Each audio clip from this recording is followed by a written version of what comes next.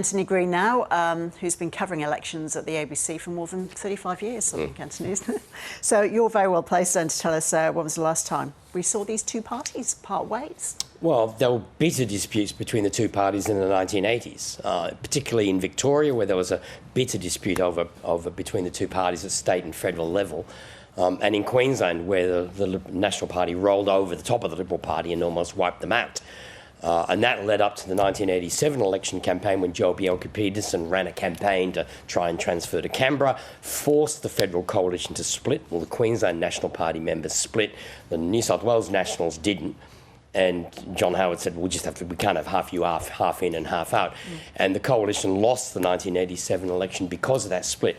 And at the 87, 90 and 93 federal elections, in head-to-head contests, the Nationals lost seats to the Liberals and they lost seats to Labor, and they hit the lowest levels about 1993. And the two parties have rarely competed against each other since 1993, and they've tended to stick to a single policy issue. Because in the 1980s, state and federal level, the Labor Party campaigned when the two parties were not in coalition. How can they form government? It is true that there can't be another coalition government without the Nationals, but the Nationals will not be in government unless the Liberal Party recover at the next election, and that means improving their seats in the city. And there's been some fanciful talk about the Nationals running on the edges of the city and moving into regional cities. They tried that in the 80s and it didn't go anywhere, or eventually fell apart at the end of the Queensland National Party government in the 1980s. But since then, the National Party have stuck to their territory, and the problem for the coalition, ex-coalition if it is now an ex-coalition, is the Liberal Party collapse at the general election. And there is not going to be another coalition government unless the Liberal Party recover. I think this is a debate about what the Nationals want to promise, what promises they want out of the Liberals, while the Liberals parties need them so much more than at other times. But realistically, this is not something which is going to help them win the next election. And unless they resolve it before the next election, I don't think the Nationals can accept. I don't think people like Bridget McKenzie and Ross Cadell in New South Wales are going to get free seats on the coalition ticket, a joint coalition ticket. So I mean that's the consequence of this: is do the parties run against each other? Do they still have a joint ticket in the Senate at the next election? You touched on it there, Anthony, but how does this affect the LNP in Queensland?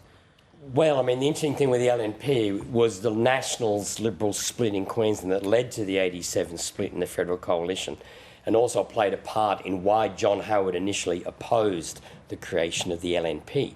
The LNP wasn't formed till after the Howard government was defeated. John Howard was of the view that these disputes between the Liberals and the Nationals would infect the coalition in Canberra. And I think if you look at the last few years of politics, there's a reasonable argument that the coalition politics of Queensland has been getting involved in the way the coalition works in Canberra in a way that John Howard originally warned about. So I think the Nationals in New South Wales have lived comfortably with the Liberals for over a century with very, very few difficulties. The Victorians have tended not to get on with each other. WA has its own thing. What they don't want is, you just say after the 21 WA election, the Nationals surprisingly won more seats than the Liberals, and the Nationals refused to budge out of being the official opposition, which made it hard for the Liberals to win the 2025 WA election. Right. In the end, the Nationals will be the smaller party in government. They won't make many gains because there aren't many further seats that they can win outside of the capital cities. It relies on the Liberal Party recovering, and this dispute is not going to help the coalition, the two parties, win the next election. I suspect it's the National Party viewing the Liberal Party as in a weakened position at the moment. There are divisions within the Liberal Party, and they view this as a useful way of getting advantages. So do you think that they will come together by the time of the next federal election? They have to. They have to. I mean, there is no alternative government to Labor if the two parties are going to go into the next election divided. They'll do exactly what the Labor Party will do exactly what Bob Hawke did in 1987 and say, if you can't govern your own parties, you can't govern the country. Anthony, good to get your insights there. Thank you.